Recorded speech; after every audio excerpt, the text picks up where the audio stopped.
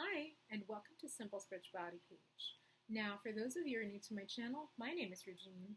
I am an intuitive tarot reader, I'm a Reiki healer, and overall lightworker. Now, before we dive into today's episode, I would like to invite everyone who would like to receive notifications of my new videos, so please hit the subscribe button below, over there. If you like this video later on, please give it a thumbs up. If you have any comments or suggestions, you want to say hey, just comment down below. And if you would like your very own tarot reading or Reiki healing session with me, online for now of course, well, here are the details. Alright, so let's get to the meat of the video. Now, this is a really funny video for me to do because some of these questions I actually get asked a lot. Like a lot. And some of them are just ridiculous, but hey, we'll get through them. So here are some of the questions that people ask me about the spiritual life, okay? So off the bat, a lot of people ask me, do I have to wear white all the time? Yes, people do ask me that. As a Reiki healer, do I have to wear white all the time? As an energy healer, do I have to wear white all the time? As a tarot reader, do I have to wear white all the time? And the answer is no. White does look good on me. It looks good on everyone. The color, a white shirt looks good on everyone. It is clean, it is flattering, and it's usually the color of choice when it comes to a corporate setting. It's either white or blue, I don't know why, but it just makes you look, again, crisp and clean and ready for the day. But it's not necessarily a uniform that I have to wear. So no. That's one question that I always get asked a lot. No, I don't always have to wear white. I can, and I prefer to wear white sometimes because it makes me look good. It's flattering, but not as a uniform. Second question that I always get asked. Do I feel other people's emotions? And let me preface this by saying that there are a group of people who do feel other people's emotions, not just the physical, not just the emotions, the feelings, but sometimes the physical sensations as well. And these people are called empaths. So empaths, a lot of people sometimes don't know that they are empaths. This is the reason why sometimes when an empath goes to a mall, all of a sudden they feel all sorts of things, because at a mall there are different kinds of emotions, and it's just very blurry, it's very confusing, and it's very annoying actually to them. And I do have a friend who is a dentist, and she is an empath, and it's very, she finds it very difficult. So what she does is she always has a crystal in her pocket to block out that feeling of the patient every time they go in for a session for cleaning, or maybe perhaps surgery, or just a touch-up, for whatever dental work they have. So yes, so there are people who can feel that, but I am not an empath, thankfully. Because for me, it's very important to be able to see a situation from a neutral standpoint.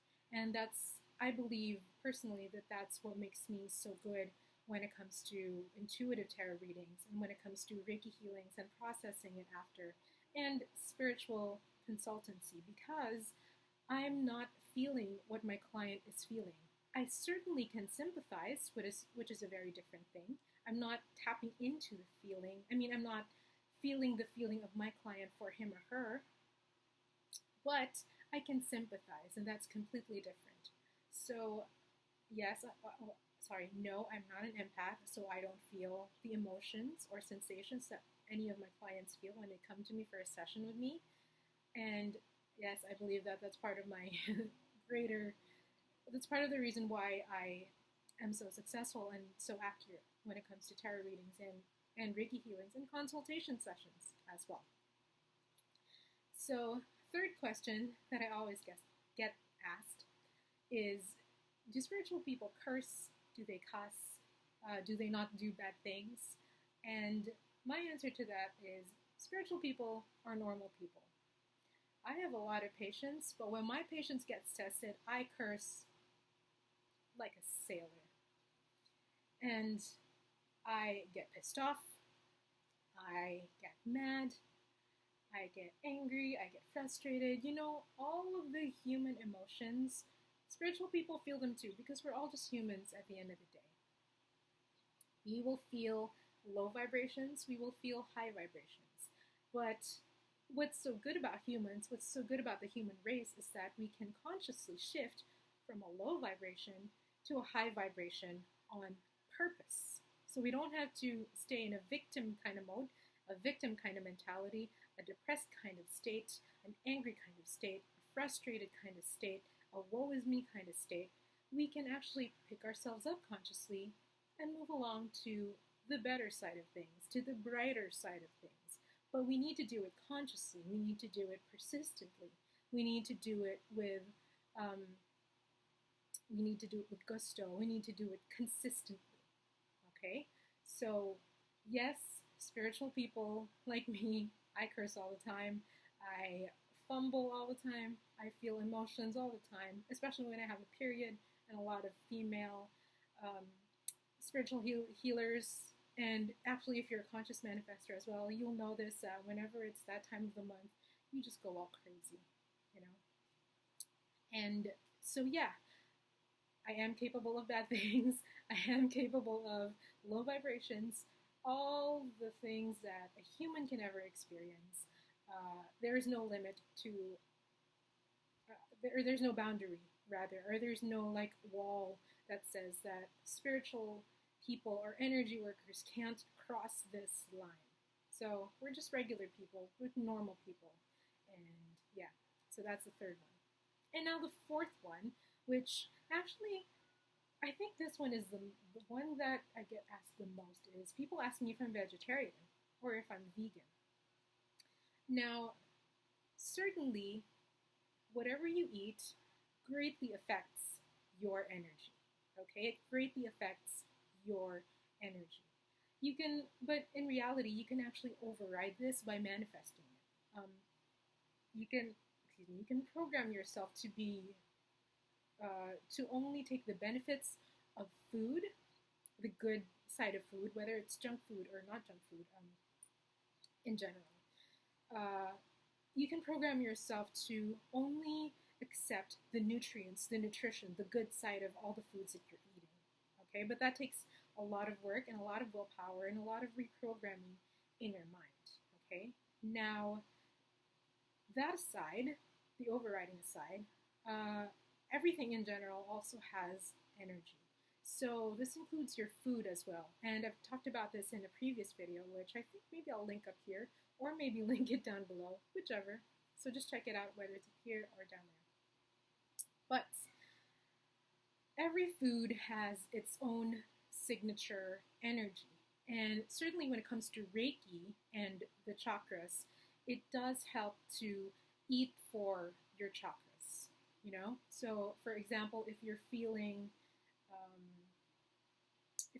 maybe afraid or unprotected, or if you're feeling kind of anxious, worried in general, you might need grounding food, and grounding food is usually food that comes from the ground, and foods that are usually dark colored and red colored, food that comes from the earth. Let's say, for example, sweet potatoes or rice, grains, you know, and that is because the root chakra is the seat of groundedness and the seat of protection. And the more you eat them, the more you literally stay closer to the ground. That's why after you eat grains, you feel really, really like bogged down, not bogged down, weighted down, because that food is literally trying to root you in the ground. So it's a root chakra food. If, let's say, for example, you want a little bit of happiness, you know, you just want to be more joyful for the rest of your day, you can try eating yellow-colored foods, which is the color of the solar plexus, which is basically above your belly button, your stomach area. And so you can eat a banana, you can have maybe squash, the squash that grows, I forget what you call them, but like they're tiny little squash that are yellow in color and they grow above ground, if I'm not mistaken. But I could be mistaken, they could grow underground. But yes, you can eat yellow foods. Mangoes are great for that, just the happiness factor. Pineapples are great for that as well. So you can attune your food to the chakras that you're trying to improve, or you're trying to support, rather. Now, I'm not vegetarian, I'm not vegan. I do eat a lot of vegetables, and I do eat a lot of fruits as well. And the reason why veganism and vegetarianism are linked to spiritual work is because when we eat meat, when we eat something that was previously living, these animals, they have their own signature energies as well. So if you eat an animal that was cruelly raised, you'll get to feel that energy. You're absorbing that energy as well. And you're also not being fair to the animal that gave its life up for you, right?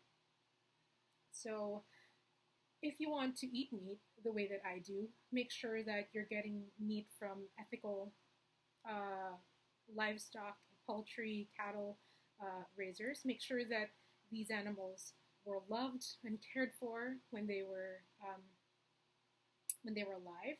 And you can also try to go pescatarian as well. For some reason, I'm not exactly sure the reason why, but for some reason,